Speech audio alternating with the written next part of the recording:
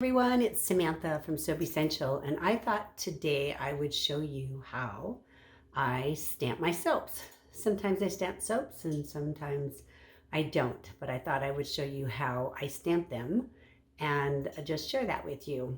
I'm in my soap kitchen and you can see I've got some oils actually back there melting, right, getting ready to make soap here in the next maybe 30 minutes. All right, so let me just show you how I stamp my soaps. Okay, so I've got my soap here ready. And this is Sugar and Spice. And it actually, I think, turned out quite lovely. So it's funny how on one side they're always different than they are on the other. But I like this side here, so this is the side I'm going to stamp.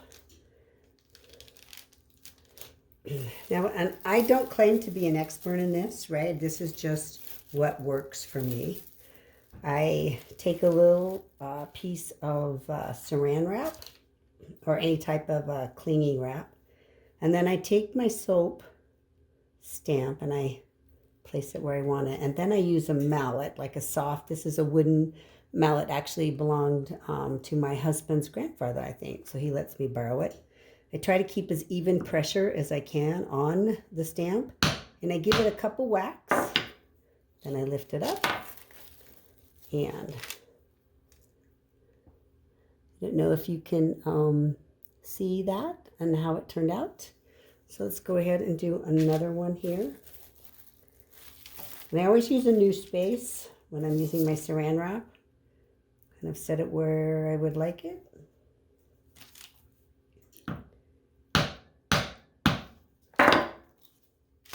And then I stamp it.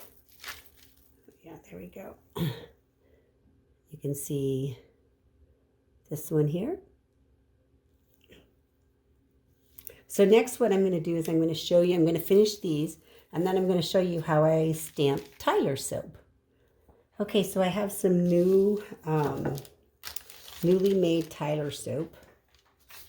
And this is the stamp I had made for him, TD12, right? He played basketball, and 12 was his number.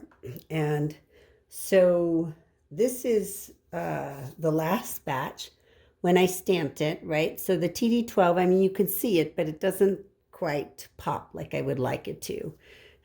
And so what I decided to do was add a little bit of blue mica to it. So I just did a test one to see how it turned out. And you can see how here it kind of pops a little, so it'll stand out a little bit more. So when I use these, because I'm going to put the mica directly onto the bar, I don't use any saran wrap. So I'm just going to, I've got some mica here just in a coffee cup filter, because then I can throw it away. You know, this is clean, and that's how I like to do everything here, right? Make sure everything is clean and as sterile as possible. So I just stamp it so it gets some glitter on there, and you can see that. Then I got to align it to the soap, and once I pick my position, that's where I've got to stay. I align it there on the soap, and then I just give it not too hard a tap, because this soap is just a little bit soft. I just cut it a couple minutes ago, actually. Okay, and look. See, there it is, TD12. Now I will take a light brush and brush off any of this extra mica that's on the surface, and then it will look more clean like this one. But I think that that's going to work out nicely. So I'm not sure about stacking those, so set them on their side, and let's do another one. So just lightly tap in the mica, make sure that it's covered, and set it on here. And then I always use gloves whenever I handle soap or any of my products, and I use hair nets as well, right? We want to keep things hair free. Oh, that one turned out nice. See, there you go. TD12 all the way.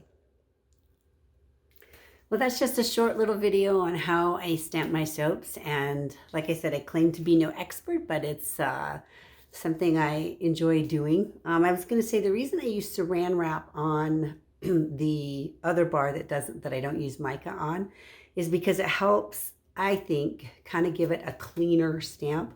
Plus also it prevents soap from gunking up your stamp, because done it both ways. A lot of times it has to do with how the pressure, in pounding your soap, right? Because you can get it too deep, and I have certainly done that. Anyway, I hope you enjoyed watching, and I'll see you on the other side. Thank you.